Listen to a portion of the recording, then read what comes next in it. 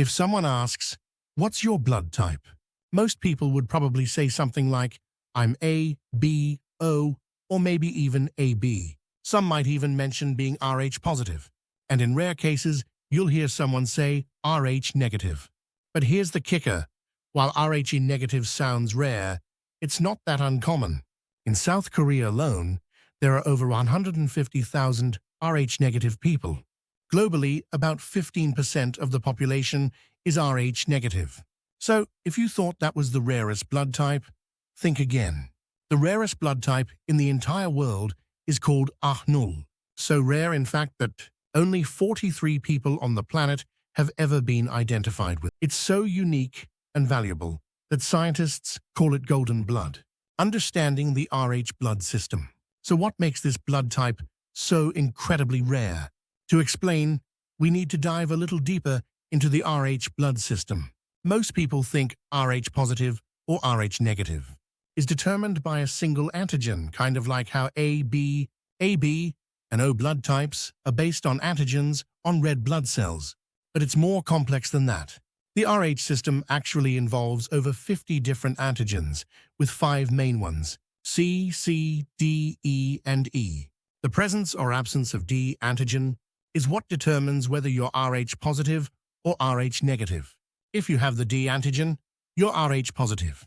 If not, you're Rh negative. Here's where things get interesting. Even Rh negative individuals still have one or more of the other Rh antigens, C, E, or E. So technically, 99.9994% of people on Earth have at least some Rh antigens. What makes a Rh-null so different? Now imagine a person whose red blood cells completely lack all Rh antigens, not just D, but all 50 antigens. That's Rh-null. These individuals can't even receive Rh negative blood. Why? Because Rh negative blood still contains those other antigens, which can trigger a dangerous immune reaction in Rh-null patients. Think of it like an O-type person receiving B-type blood. It just doesn't work.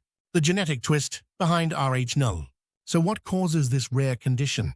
It comes down to a tiny mutation in the DNA.